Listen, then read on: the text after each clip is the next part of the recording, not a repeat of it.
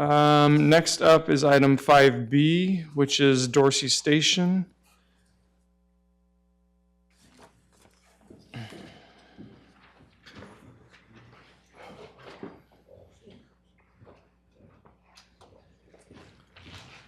Normally I would say good evening, but it's a little late for that, so. Good night. Charles Humano for the record, on behalf of Dorsey Station.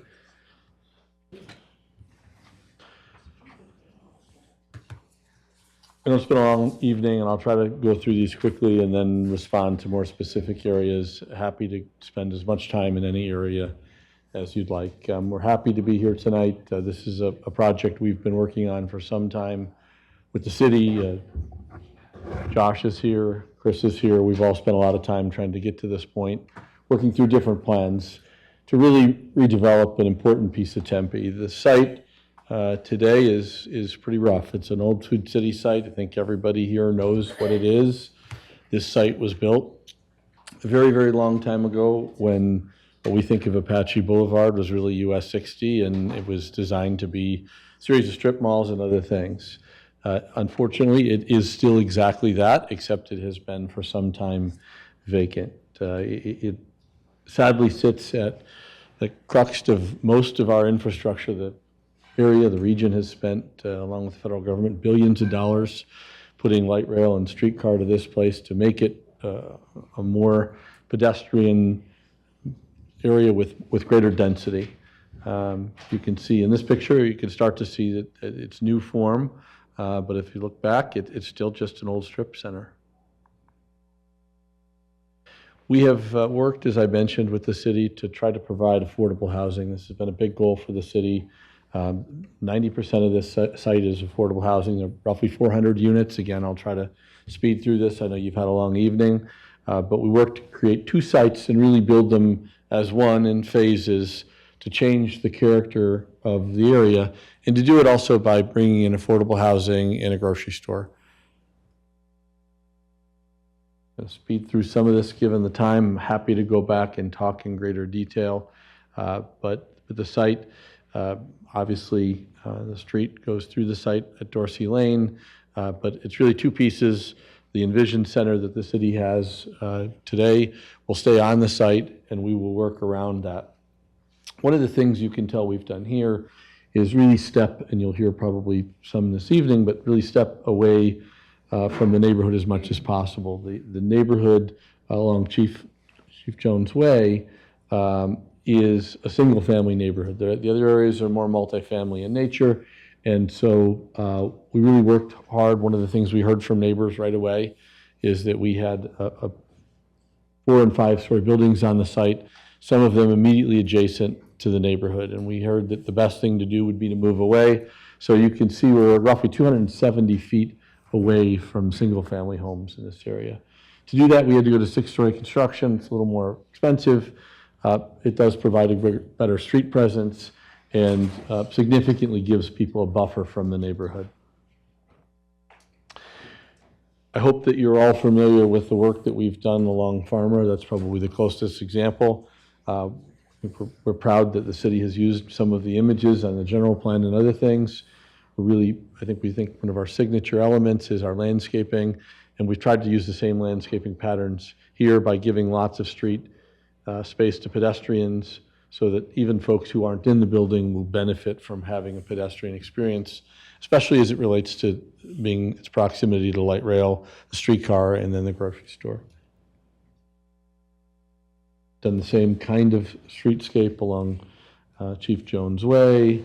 We've worked hard again on the landscape plan, and again moving buildings as far away from single family as we can on the site and still achieve the 400 units that the city is requiring of us. In this particular case, you can see that we've also included between the two buildings along Apache a 1-story area that's a grocery store, which you'll see in a few minutes. And these are some of the renderings. I've worked hard to create something unique for the area that we think works really well. Palette of blue and white. Again, in addition to the design of each building, one of the things that's really important is from the street, what you feel is that expanded pedestrian zone, the higher quality materials, the robust landscaping, And we've done that for each of the buildings. This is the grocery store. Tried to provide good space, knowing that some folks will use it as part of the grocery store, others will use it probably buying items from the grocery store, but waiting until their train comes.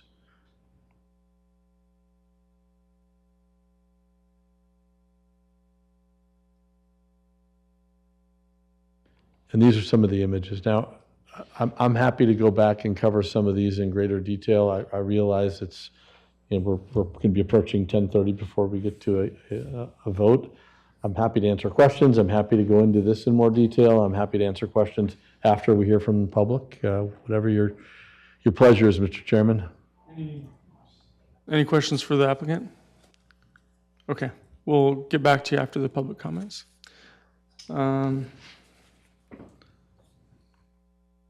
This is yours too, huh?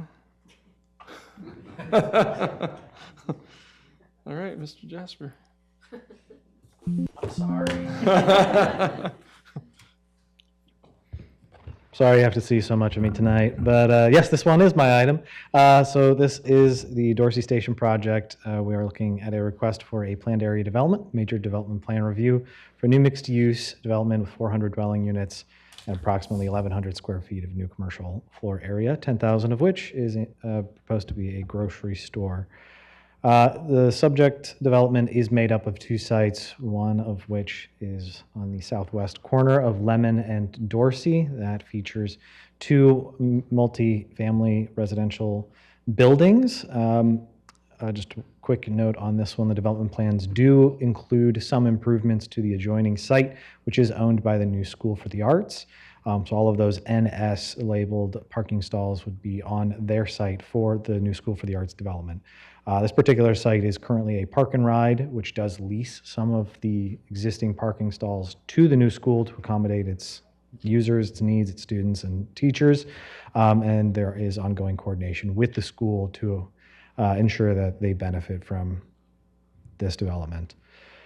The site does require a PAD. It was upzoned to MU4 through a city-initiated rezoning a couple of years ago. Some of you may recall that. It was called Apache Central at the time.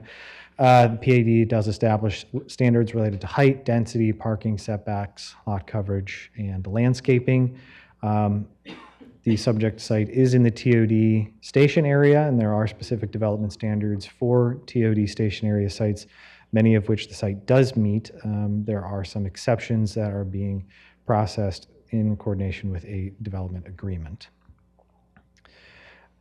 The southernmost site is on the literally the northeast corner of Dorsey and Apache. It extends all the way to the Chief Jones Way frontage.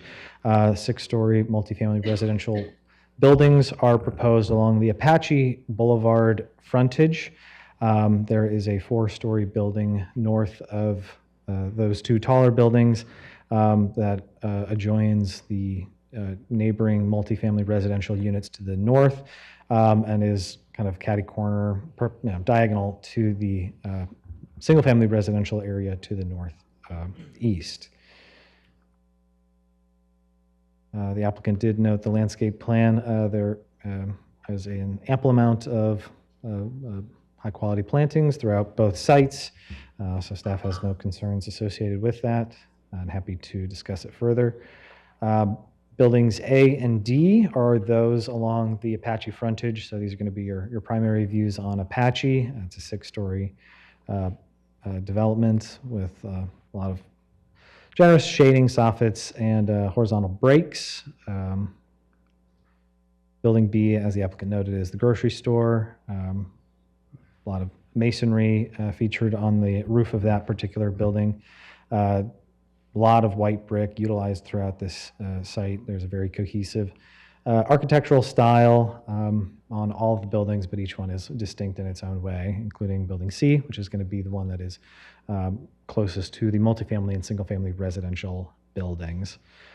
Quick note on Building C, that is going to house about 1,000 square feet for the benefit of the Envision Center food pantry operations.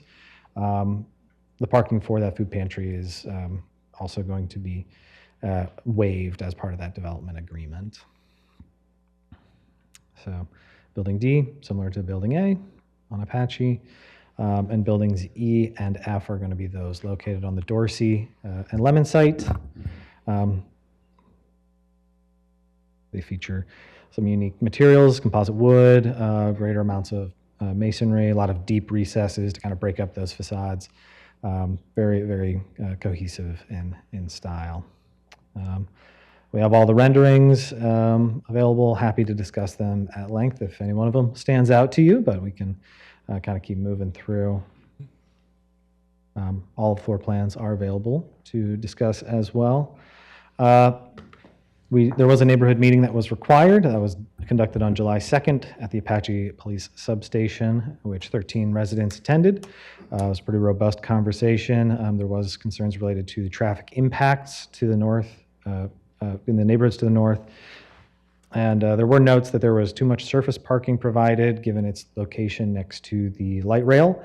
There was general support for the density, which is maxed out at 65 dwelling units per acre per the general plan, and the building heights. And there was a lot of interest in the establishment of a neighborhood scale grocery store, which is one of the goals of the RFP and one of the goals of this particular development.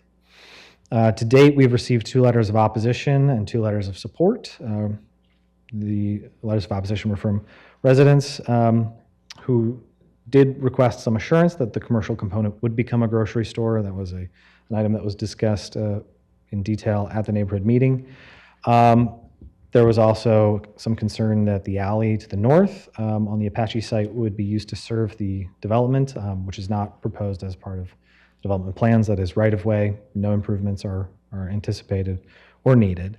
There was also a request for some increased density on this site. Our recommendation is to approve subject to conditions, which the applicant has reviewed and agreed to. So there were some revisions as we got through the end of the staff report publication process.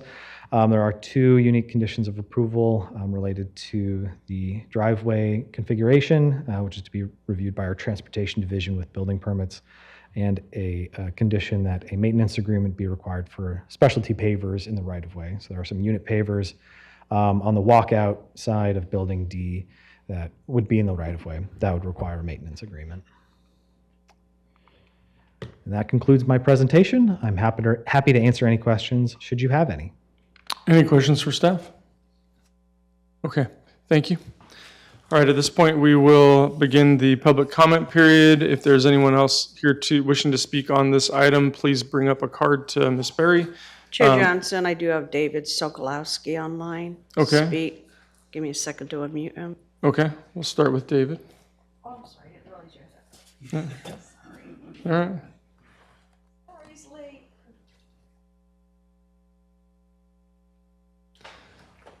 All right, David, if you could state your name and city of residence. Can you hear me okay? Hello, can you hear me okay? Yes, we can hear you. Okay, my name is David Sokolowski. I live in Tempe. Tempe has one of the worst housing shortages in the state and is a leading cause of the housing crisis. Based on the city's data, our entire affordable housing supply will be wiped out in 15 years. The city is losing 5 low-income units every single day, and 300 units is equal to about 60 days. That means this affordable housing project will buy the city enough time to get approval at the second city council hearing. That's pathetic. The city has a double standard. Every time we try to build affordable housing, we follow proper planning principles with setbacks and step downs. The city restricted this development to 50 units an acre. When we build market rate project, those principles don't apply. The report says the setback is 3 feet, but this project is up to 240 feet, the same as Gracie's Village. It's not a coincidence. People claimed affordable housing at Gracie's Village would reduce property values, even though it can increase property values. They claim it will increase crime, even though it can reduce crime. They claim renters are transients, even though 60% of our city are renters, including our mayor. I moved to Apache and Dorsey 13 years ago because it was multicultural and multimodal. Nobody has the right to say I'm not part of the community because I'm a renter. But I was displaced from this neighborhood because of rising rents, and I need affordable housing projects like this one. so people can stop calling me a transient. Tempe can't build only 60 units an acre.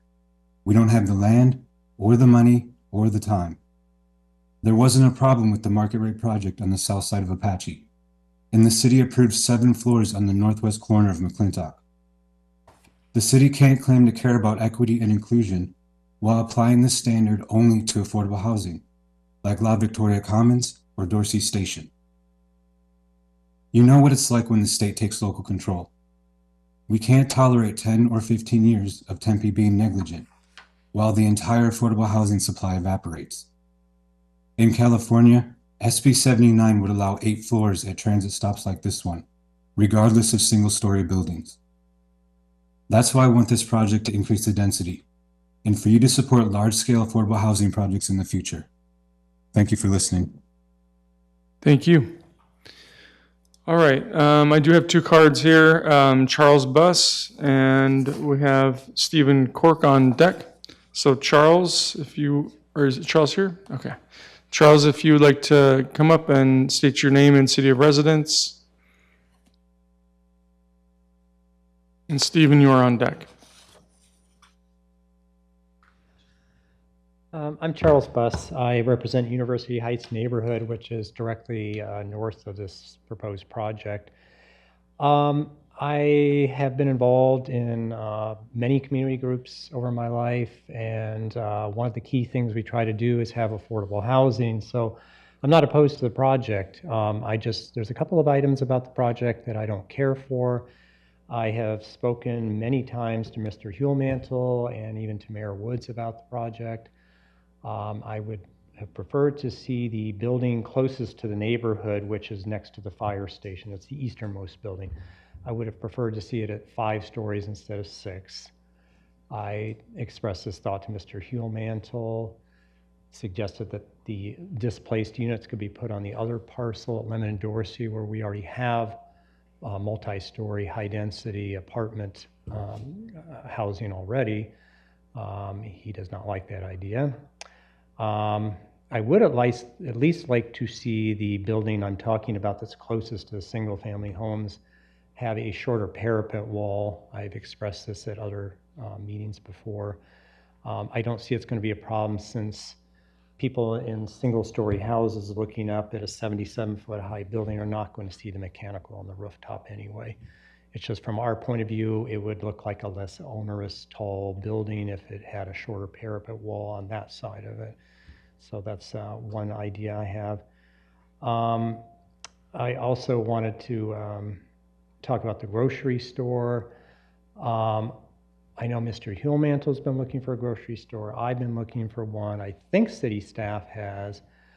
And my biggest concern is that 10,000 square feet is not going to be enough. I would like to ask the commission to recommend 20,000 instead.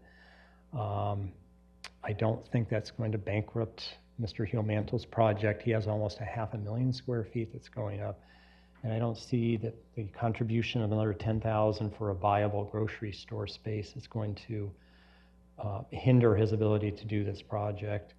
Talking to grocery stores like Aldi does 20 to 23,000 for a store.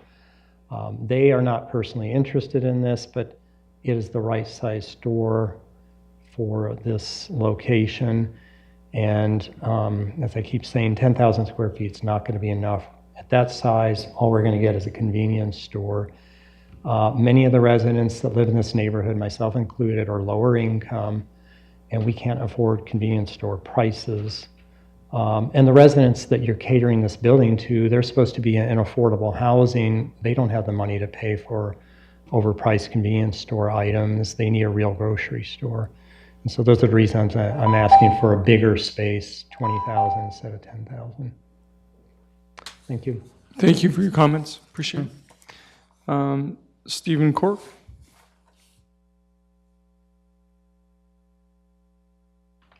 Hello, thank you. I'm Stephen Cook. I'm a resident of Tempe. I am a native Tempe, and I've lived in the University Heights neighborhood for 13 years. I share Charles Buss's concerns about the development. I live, 2-minute walk from this development, so it'll directly impact me. And again, I've spoken before about the opportunities that these developments pose. One is that this corridor on Apache needs a walkable grocery store. We don't have one. And we had one with Food City, but it was closed down in 2020.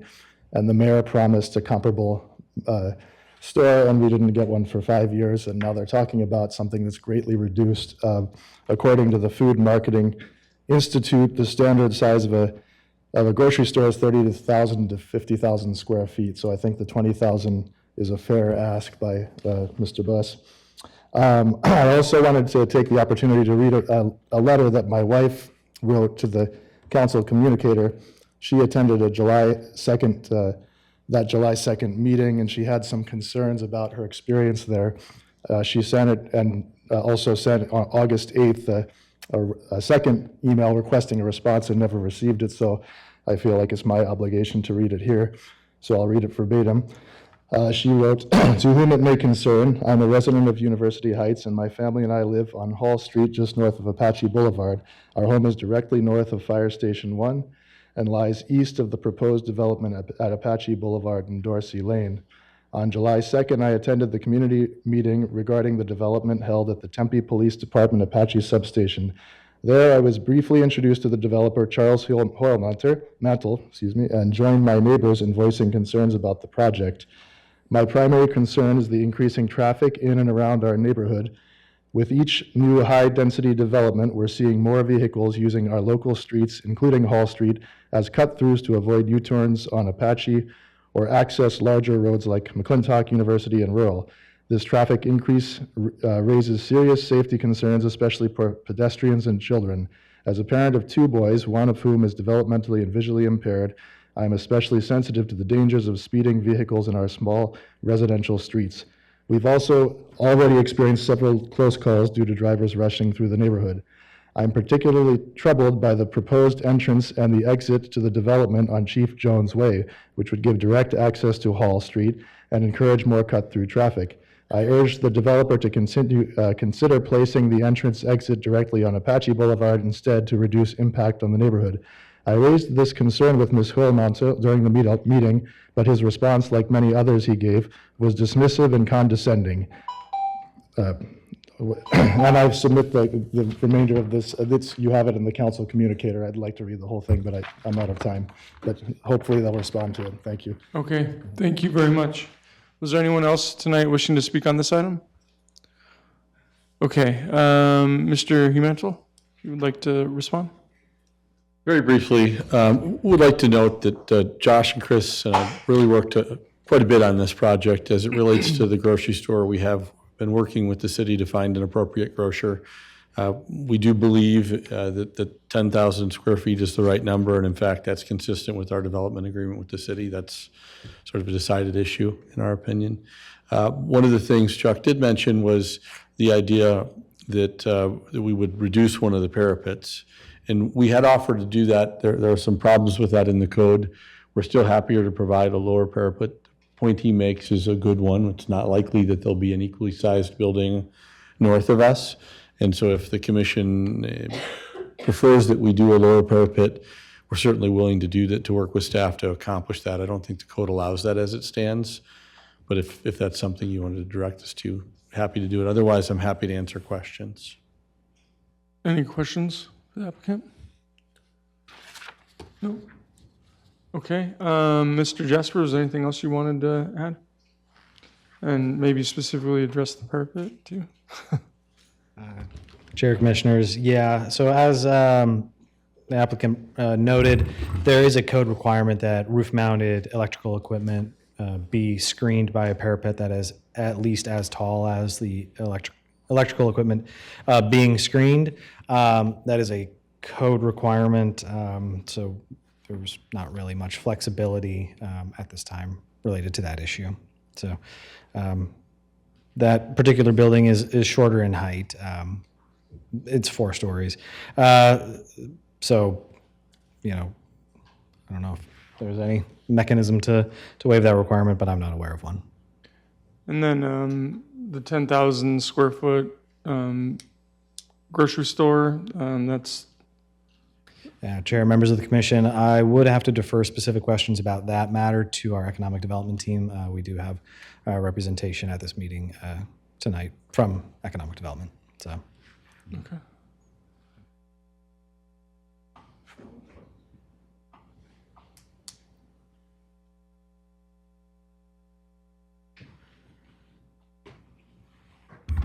Members of the commission, my name is April Kroner. I'm the Deputy Economic Development Director. Relative to the 10,000 square foot grocer, that was put in the RFP, the request for proposals that we sent out for developers.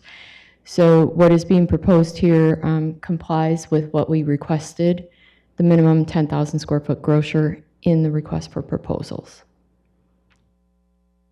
Okay. So they were required to submit for a minimum of 10,000 square feet. Correct. Okay.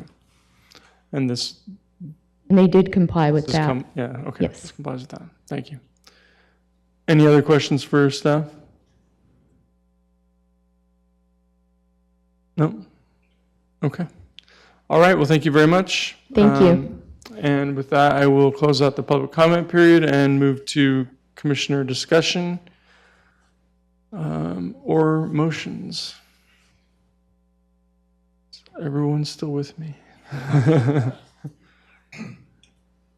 Anyway, Commissioner Tom. I'll make a motion to approve PL 250278 with the conditions that were discussed today.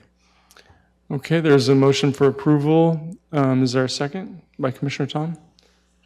Is there seconded by Commissioner Spears? All those in favor, please raise your hand. Okay, and that passes unanimously.